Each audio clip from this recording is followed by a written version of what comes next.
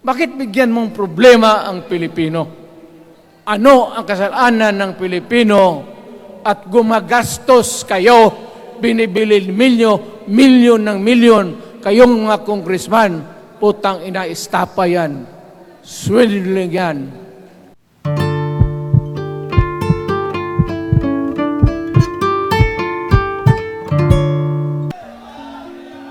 Wala naman rin akong masabi.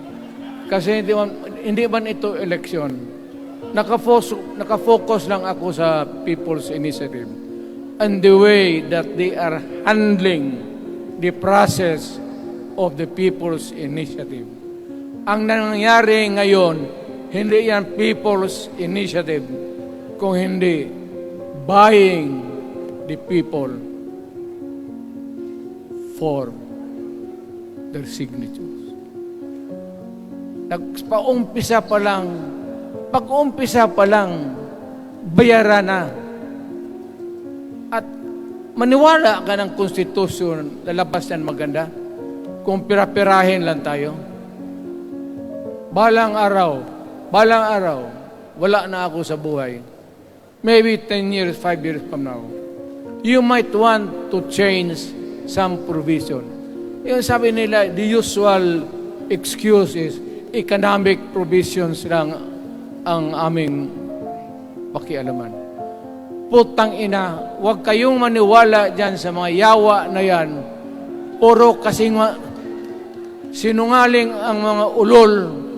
Alam mo, pag nagtawag ka ng Constitutional Convention through People's Initiative or when you open the Constitution, hindi mo pwedeng limitahan ang powers na yan.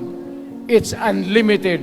Kung ano ang gawain nila at kung ano ang utos ng may pera, kung bayaran sila, ipagbili talaga tayo. Ipauhanin na lang ako, naghingi ako ng may mga congressman dito. Ito yung matitino. Nandito si Congressman Alvarez. Pumunta talaga siya. Hindi man kasi niya ako hinayaya. Kapupunta sana ako ng Tagum. Para lang ako galit talaga. Bakit? Sige. Bakit? Bisaya pa makumutan ko na imong naong. Magharap ka sa akin, ganoon ko yung mukha mo. Bakit? Bakit bigyan mong problema ang Pilipino? Ano ang kasalanan ng Pilipino at gumagastos kayo, binibili milyon ng milyon, kayong mga congressman, istapa yan, swindling yan. Kaya sabi ko, by stroke of faith, nabalik ako dyan sa Malacanang, kayong lahat, kagaya ng Marcelo ng tatay mo, Bongbong, kayong lahat, congressman, nandoon kayo sa krami. Ipasok kayo ng 2 taon para leksyon ninyo. Hindi ka maleksyon ng kalukuhan ninyo. Wala. Hindi pa nga naayos ang kati. Ano bang, what's wrong with the Constitution? Tell me. Kung hindi yung inyong ambisyon.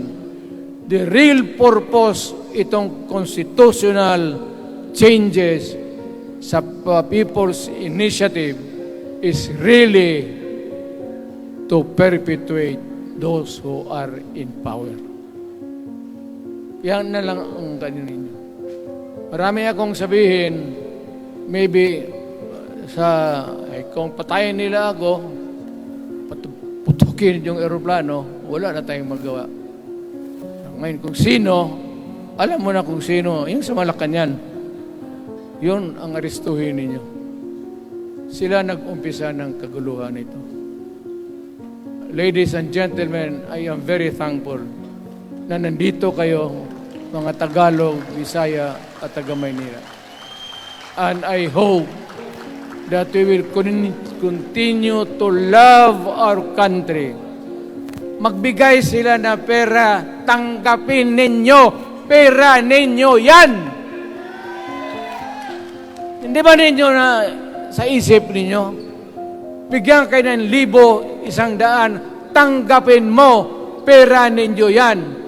Pati yung sa bulsa nila, kinakain nila, at pinagbili ng bahay kung saan-saan, pera ninyo. So, make sure na bago kayo lumabas lang naman sa mundong ito, may panahon lahat, mamatay tayo. Mag-iwan kayo ng isang prinsipyo. Sabi ninyo sa mga anak ninyo, tinanggap ko yung pera kasi pera natin ito, ibili natin pagkain. Pero yung prinsipyo natin, huwag natin ipagbili.